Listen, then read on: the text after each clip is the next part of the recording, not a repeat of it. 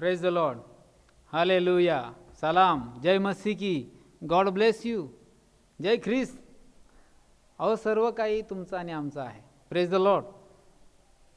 आम्ही प्रभूच्या वचनाविषयी मनन करत आहोत. प्रभूचे वचन आम्ही शिकून घेत आहोत. व्यवस्थितरित्या आम्ही प्रभूचे वचन शिकलो पाहिजे. ना की आम्हाला प्रेज लॉर्ड वरून वादळ घालायचं आहे, ना की आम्हाला गॉड ब्लेस यू वरून वादळ घालायचं आहे, ना की आम्हाला सलाम वरून वादळ घालायचं आहे. आम्हाला ख्रिस्त गाजवायचं आहे.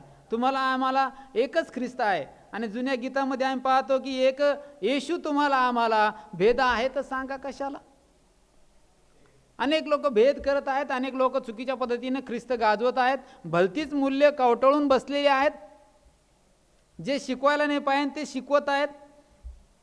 अहो भलतीच मूल्य कवटाळून बसू नका, याने तुमचा आणि माझा फायदा होणार नाही. ख्रिस्तानं वारंवार सांगितलेलं आहे. खोटे संदेश तुमच्याकडे येतील, वाटेल तर तुम्हाला फसवतील, त्यांच्या मागे जाऊ नका. त्यांचा वेश मेंढरांचा आहे, पण आंतरिक क्रूर लांडगे आहेत, त्यांना सांभाळून राहा. हे सांगण्याची गरज का पडली येशू ख्रिस्ताला? कारण त्याला माहीत होतं की या जगामध्ये माझ्या नावाने पुष्कळ खोटे संदेश उठतील. माझ्या नावाने म्हणजे येशू नावाने आजही अनेक खोटे कल्ट या जगामध्ये येत आहेत. आम्ही जागं राहिलं पाहिजे. Praise the Lord. आम्ही समजून घेतलं पाहिजे की कशा प्रकारचे खोटे तत्व या जगामध्ये येत आहेत. खोट्या संदेशांच्या मोहाला बळी पडू नका. खऱ्या ख्रिस्ताच्या मागे चालण्याचा प्रयत्न करा. खरं जीवन तुम्ही धरून चाला.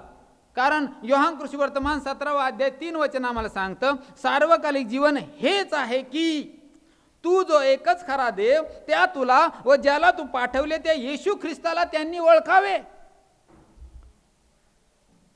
तू एकच खरा देव त्या तुला व ज्याला तू पाठवले त्या येशू ख्रिस्ताला, ना की अनहन सॉंगला. येशू ख्रिस्ताला ओळखावे. बायबलमध्ये वारंवार ती नावं लिहून ठेवली असती. मग जर दुसऱ्या व्यक्तीच्या नावात पण तारण आहे, अनहॉन सोंगच्या नावात जर तारण आहे, तर असं बायबलमध्ये बऱ्याच ठिकाणी लिहून ठेवलं असतं. मग हे वचन काय सांगतंय की सार्वकालिक जीवन हेच आहे की जो एकच खरा देव त्या तुला व ज्याला तू पाठवले त्या येशू ख्रिस्ताला त्यांनी ओळखावे. येशू ख्रिस्ताला ओळखावे, ना की जगातल्या लोकांना, ना की यरूशलेम मातेला. 17वा अध्याय 1 आणि 2 वचन आम्ही जर वाचलं, योहान कृष्णवर्तमान याचा 17वा अध्याय 1 आणि 2 वचन, ह्या गोष्टी बोलल्यावर येशू वर आकाशाकडे दृष्टी लावून म्हणाला, हे बापा, वेळ आली आहे, पुत्राने तुझे गौरव करावे, म्हणून तू आपल्या पुत्राचे गौरव कर. जे तू त्याला दिले आहेत त्या सर्वांना त्याने सार्वकालिक जीवन द्यावे, म्हणून तू मनुष्य मात्रावर त्याला अधिकार दिलेला आहे.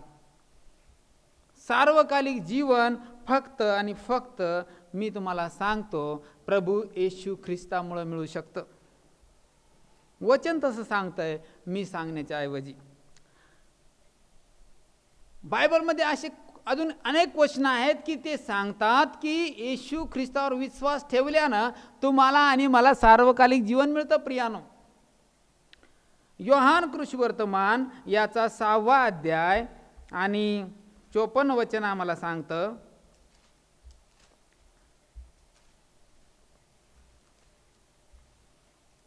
जो माझा देह खातो व माझे रक्त पितो त्याला सार्वकालिक जीवन प्राप्त झाले आहे, आणि मीच त्याला शेवटल्या दिवशी उठवीन. मीच. त्या ठिकाणी तो म्हणला नाही मी उठवीन आणि अजून एक येईन 2000 वर्षाच्या शेवटला ते उठवायला तुम्हाला आणि मला. Praise the Lord. असं नाही म्हटलंय. तर त्या ठिकाणी वचन आम्हाला सांगतंय की मीच त्याला शेवटल्या दिवशी उठवील. रोमकरास पत्र याचा 6वा अध्याय आणि 23 वचन आपण वाचूयात. कारण पापाचे वेतन मरण आहे, पण देवाचे कृपादान आपल्या प्रभू येशू ख्रिस्तामध्ये सार्वकालिक जीवन आहे. सार्वकालिक जीवन हे प्रभू येशू ख्रिस्तामध्ये आहे, ना की कोणत्या व्यक्तीमध्ये. आणि हे नव्याने सांगण्याची गरज नाही, परंतु नव्याने सांगण्याची गरज पडू राहिली कारण लोक भलतीच मूल्य आवटळून धरायला बघू राहिलेत. भलत्याच मूल्याकडे ते वळू राहिलेले आहेत. आम्ही वचनाकडे लक्ष लावलं पाहिजे. आम्ही वचन समजून घेतलं पाहिजे की रोमकरास पत्र याचा 9वा अध्याय आणि 5 वचन आम्हाला सांगतं, महान पूर्वजही त्याचे आहेत व त्यांच्यापासून देहदृष्ट्या ख्रिस्त आला आहे. तो सर्वांवर असून युगानुयुग धन्यवादित देव आहे. आमेन. परत एकदा तुमच्यासाठी मी वाचतो. महान पूर्वजही त्याचे आहेत व त्याच्यापासून देहदृष्ट्या ख्रिस्त आहे. तो सर्वांवर असून युगानुयुग धन्यवादित देव आहे. आमेन. आमच्यासाठी युगानुयुग एकच देव आहे प्रियानो, प्रभू येशू ख्रिस्त. पण तरी देखील अनेक लोकांनी चुकीच्या संकल्पनाला आवळून धरलेला आहे. भलतीच मूल्य त्यांनी आवळून धरलेले आहेत. चुकीच्या भ्रमित गोष्टीकडे ते जात आहेत. हालाकी इब्री लोकाचं पत्र याचा 5वा अध्याय आणि 9 वचन आम्हाला सांगतं, आणि परिपूर्ण केला जाऊन तो आपल्या आज्ञेत राहणाऱ्या सर्वांचा युगानुयुगीच्या तारणाचा करता झाला. युगानुयुग तो तारणाचा तुमचा आणि माझा करता आहे. वल्हांडण सण युगानुयुग पाळण्यामुळे तुम्हाला आणि मला तारण नाही मिळणार.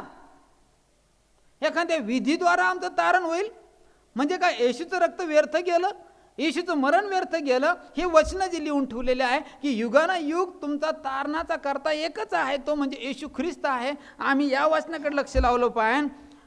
इब्री लोकाचं पत्र याचा 7वा अध्याय आणि 17 वचन आम्हाला सांगतं, त्याच्याविषयी अशी साक्ष आहे की तू मल्कीसदेकाच्या संप्रदायाप्रमाणे युगानुयुग याजक आहेस. युगानुयुग याजक आहेस. तो युगानुयुग याजक आहे. 14 वचन आम्हाला सांगतं, कारण आपला प्रभू हा यहूदा वंशातून उद्भवला हे उघड आहे. याजकाच्या बाबतीत त्या वंशाविषयी मोशेने काही सांगितले नाही, पण येशूविषयी सांगितलं. यहूदा वंशातून तो येणार, तो युगानुयुग राहणारा याजक आहे. Praise the Lord.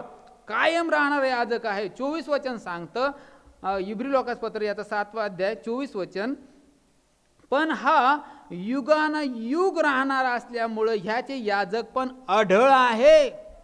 कसा आहे? आढळ, कधी न ढळणार. हालेलुया. पण तरी देखील आम्हाला असं वाटतंय की 1900 सालापर्यंत त्याचं याजक पण राहिलं, आणि 1900 सालापासून एक साहेब जन्माला आलं, त्यांचं नाव अनहॉन सॉंग आहे, आणि मग ते याजक झाले आणि त्यांच्याद्वारा तुमचं आणि माझं तारण झालंय. आणि हे आढळ आहे हा वचन, मग मला वाटतं हे वचन खुडून टाकावं लागल की हे याजक पण हा युगानुयुग राहणारा असल्यामुळे ह्याचे याजक पण आढळ आहे. हे वचन आम्हाला खुडून टाकावं लागल. आणि 25 वचन आम्हाला सांगतं, ह्याच्याद्वारे देवाजवळ जाणाऱ्यांना पूर्णपणे तारण्यास हा समर्थ आहे, कारण त्यांच्यासाठी मध्यस्थी करण्यास हा सर्वदा जिवंत आहे. हे वचनाला सुद्धा कुठंतरी आपल्याला थांबवावं लागल, म्हणावं लागल. हे वचन वाचू नका. त्यांच्यासाठी मध्यस्थी करण्यास येशू हा सर्वदा जिवंत नाही, तर अजून एक व्यक्ती येणार आहे, त्याचं नाव अनहॉन सॉंग आहे. Praise the Lord. आम्ही समजून घेतलं पाहिजे. तुम्ही गॉड ब्लेस यू म्हणा, मला प्रॉब्लेम नाही आहे, पण आम्ही वचनाला सोडता कामा नाहीये, वचनाची सरमिसळ करता कामा नाही, वचनाची भेसळ करता कामा नाही. भलतीच मूल्य आम्हाला कवटाळून धरायची नाही आहेत. योग्य रीतीने आम्ही समजून घेतलं पाहिजे. जो युगादी कालचा संकल्प प्रभू येशूने तयार केलेला आहे, तो संकल्प कधी बदलणारा नाहीये. इफिसकरास पत्र याचं एक वचन आपण वाचूयात. इफिसकरास पत्र याचा 1ला अध्याय आणि 21 वचन आम्ही वाचूयात. आणि सर्व सत्ता, अधिकार, सामर्थ्य, धनीपणा, सांप्रद आणि भावी युगातील कोणतेही नाव घ्या. भावी युगातील कोणतेही नाव घ्या प्रियानो.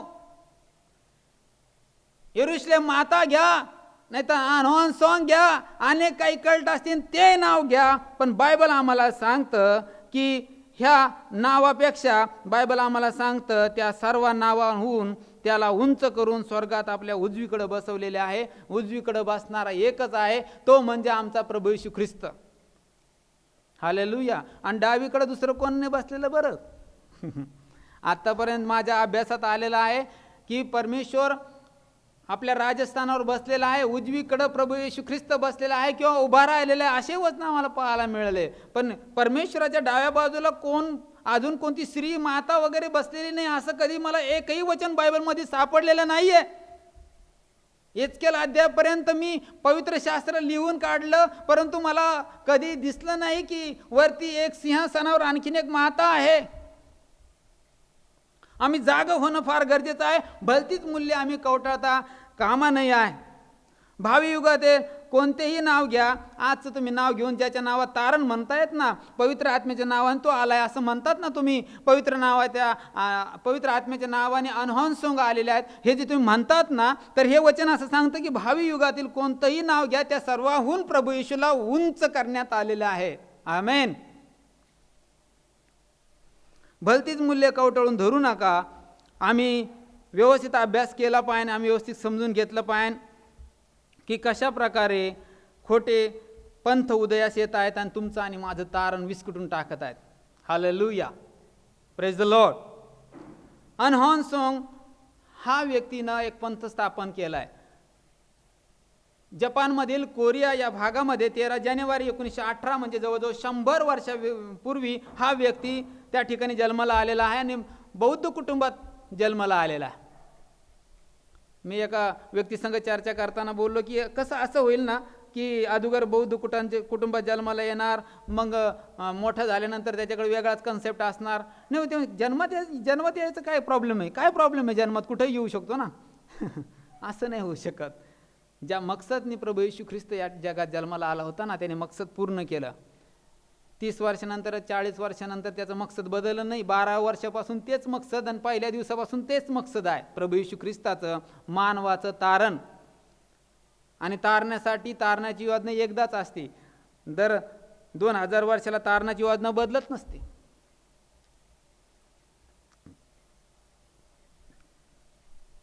तीस वर्षानंतर या व्यक्तीनं 7 डे मिशन सोबत यांनी काम केलं. त्यानंतर स्वतःची संस्था स्थापन केली, चर्च ऑफ गॉड मिशन.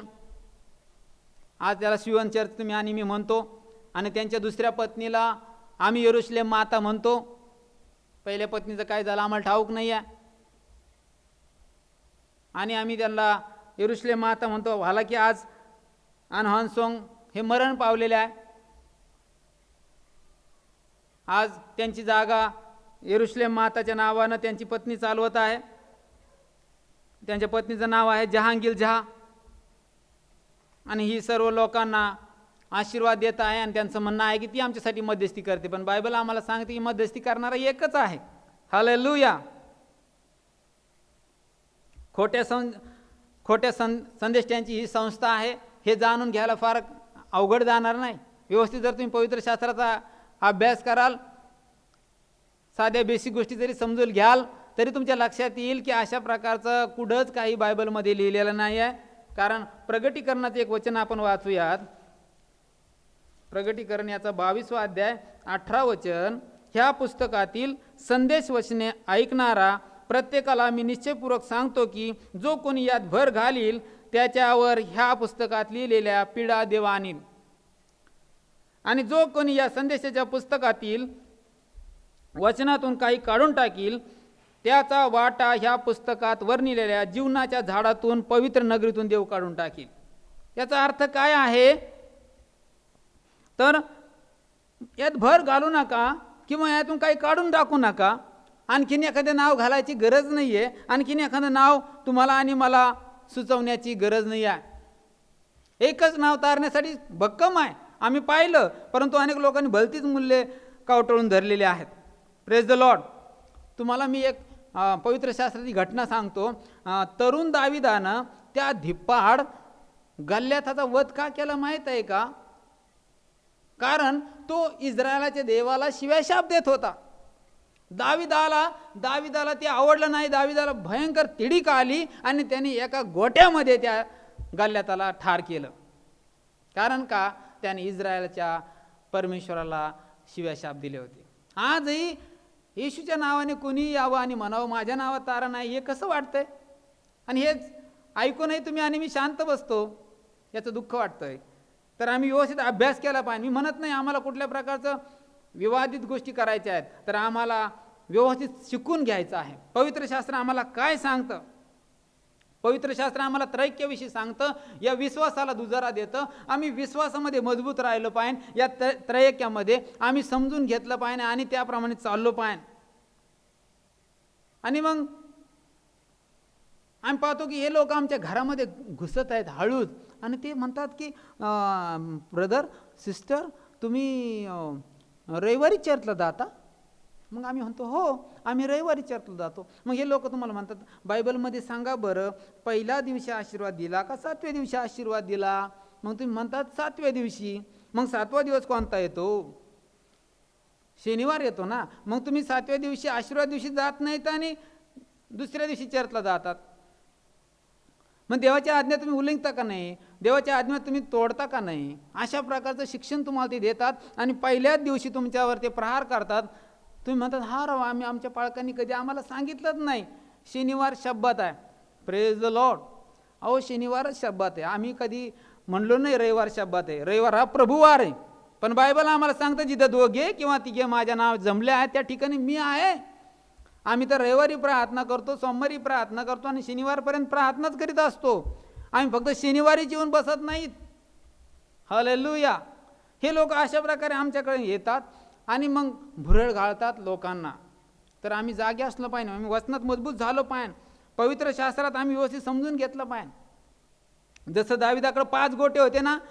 माझ्या बहिणी आणि भावांनो, तुम्हाला मी सांगतो, तुमच्याकडं 66 पुस्तकांचं अणुबॉम्ब आहेत, है ना. 66 पुस्तकांचं 66 अणुबॉम्ब आहेत आणि त्याच्यामध्ये AK-47च्या अनेक गोळ्या आहेत.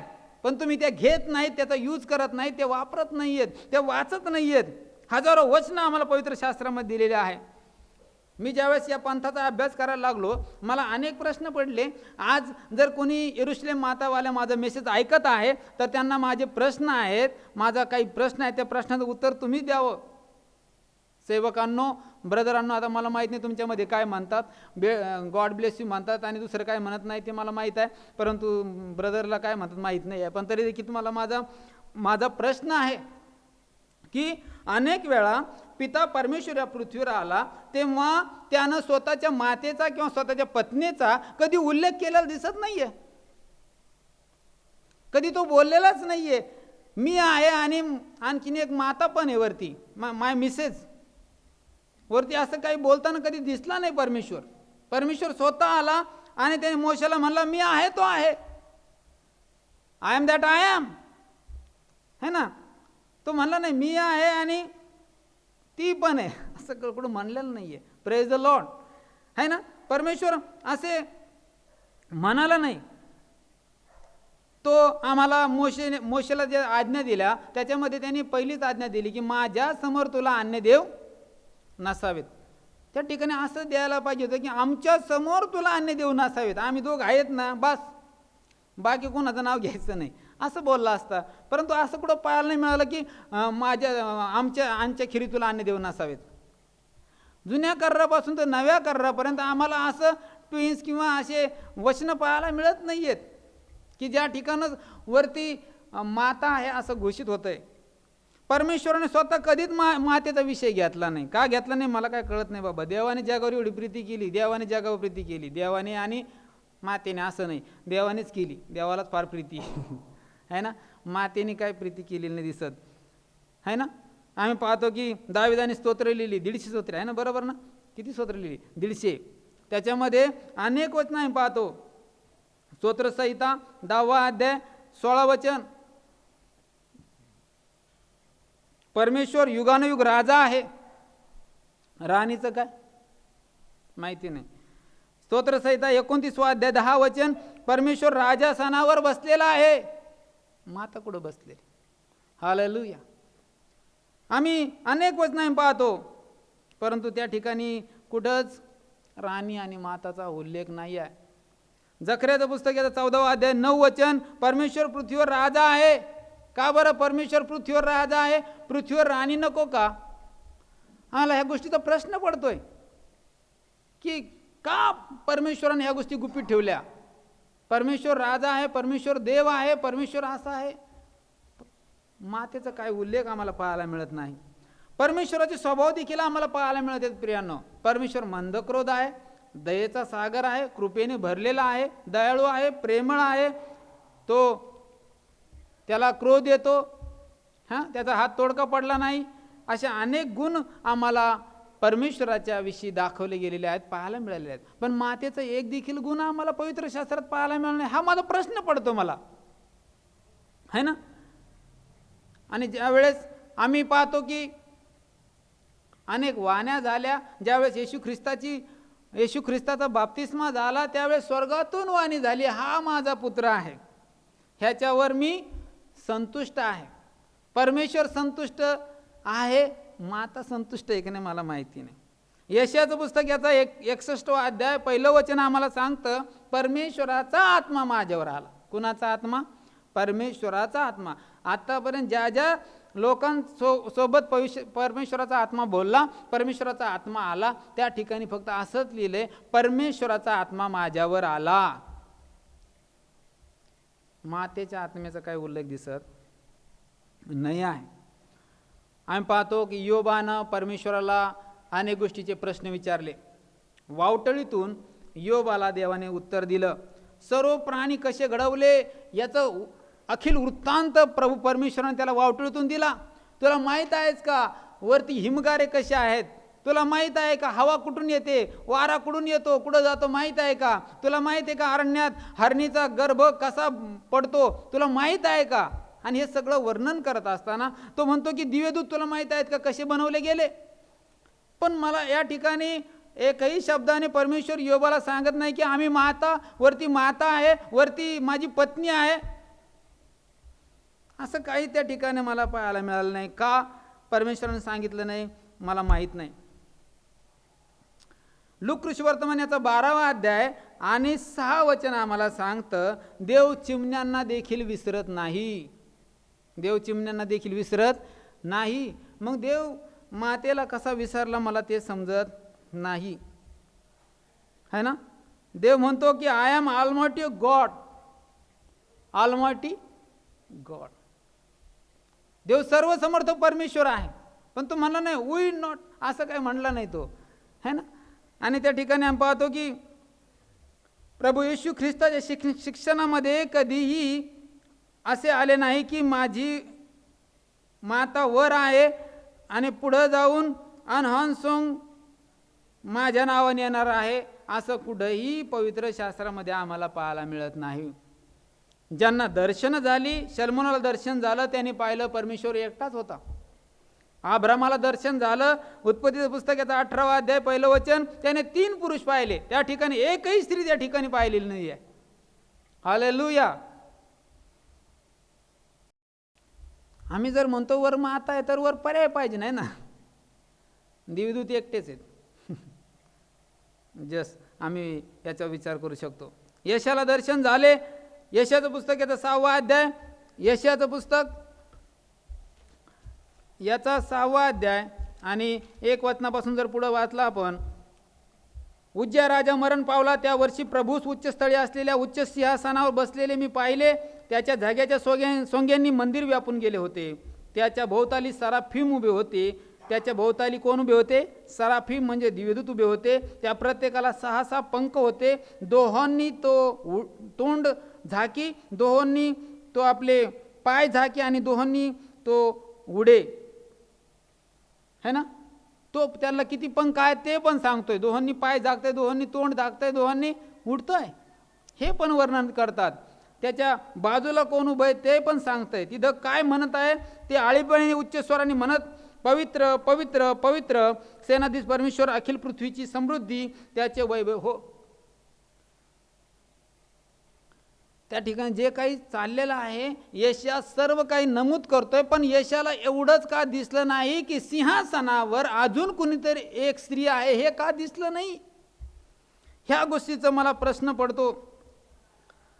इवन प्रेषितांची कृत्य याचा 7वा अध्याय, स्तेफनाला ज्यावेळेस दगडमार होत होता, दगडमार होत असताना शेवटी त्याचा प्राण चालला, तो मरणास टेकला, तेव्हा त्याने 7वा अध्याय 55 पासून पुढं परंतु पवित्र आत्म्याने पूर्ण होऊन त्याने आकाशाकडे निरखून पाहिले, तेव्हा देवाचे तेज व देवाच्या उजवीकडे येशू उभा असलेला त्या दृष्टीत पडला.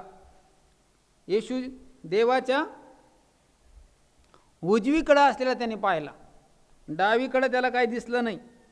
इथं काही लिहिलेलं नाही तसं, परंतु माझा अभ्यास असा आहे की माझे जे प्रश्न आहेत त्या लोकांनी मला द्यावेत. आणि त्याने म्हटले, पहा, आकाश उघडलेले व मनुष्याचा पुत्र देवाच्या उजवीकडे उभा असलेला मला दिसत आहे. देवाच्या उजवीकडे उभा राहिलेला मला दिसत आहे. हे सगळं त्याला दिसत आहे, पण मला ह्या सगळ्या दर्शनामध्ये माता कुठं दिसत नाही आहे. येशू ख्रिस्त स्वतः शेवटच्या दिवसाविषयी म्हणतो, पित्याशिवाय कोणालाच ठाऊक नाही, स्वर्गातील दिव्यदूतासही नाही, पुत्रालाही नाही. आणि त्याने असं म्हणायला पाहिजे होतं, मातेलाही माहीत नाही. पण मातेचा काय विषय घेतला नाही आहे. गलातीकरास पत्र याचा पहिला अध्याय 6 ते 9 आपण वचन जर पाहिलं, गलातीकरास पत्र याचा पहिला अध्याय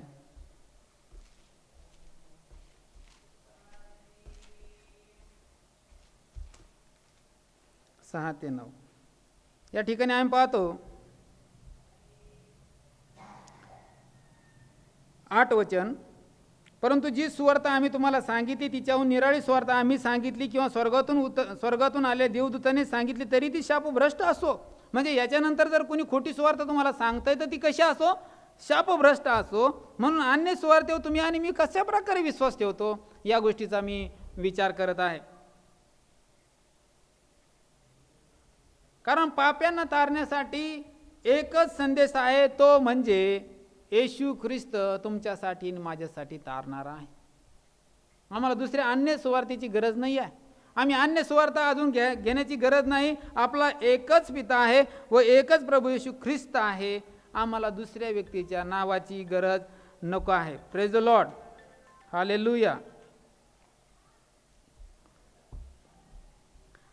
आम्ही तयार असलो पाहिजे प्रभूच्या वचनाविषयी, प्रभूला समजून घेतलो पाहिजे. आम्ही भलतीच मूल्ये कवटाळता कामा नये. आम्ही कुठंही जाता कामा नाही, कारण आम्हाला प्रभू येशू ख्रिस्तानं तारण देऊ केलेलं आहे. भलतीच मूल्ये कवटाळून बसू नका, चुकीच्या संदेष्टांच्या मागे जाऊ नका आणि चुकीच्या खोट्या संदेष्टांच्या मागे जाऊन स्वतःचं पतन करून घेऊ नका. माझं या ठिकाणी मी तुम्हाला देवाच्या वचनातून, देवाच्या आत्म्यातून तुम्हाला मार्गदर्शन करत आहे. देवाच्या आत्म्यातून तुम्हाला फार तळमळीने मी सांगत आहे. या ठिकाणी माझं कुणा सगळं वैर नाही आहे, कुणाला मला नावं ठेवायचे नाही आहेत, परंतु आम्ही जाणून घेतलं पाहिजे की कशा प्रकारे तारण सिद्ध आहे तुमच्यासाठी आणि माझ्यासाठी. प्रेज द लॉर्ड, आमेन. यावेळेस आम्ही प्रार्थना करूया. देवबापा, ज्यांनीही मेसेज ऐकला त्यांचं तू तारण कर, त्यांच्यावर तुझी दया आणि कृपा कर. त्याने तारणारा प्रभू येशू ख्रिस्त याच्या गोडमधुर नावात मागतो पिते तो आई, आमेन.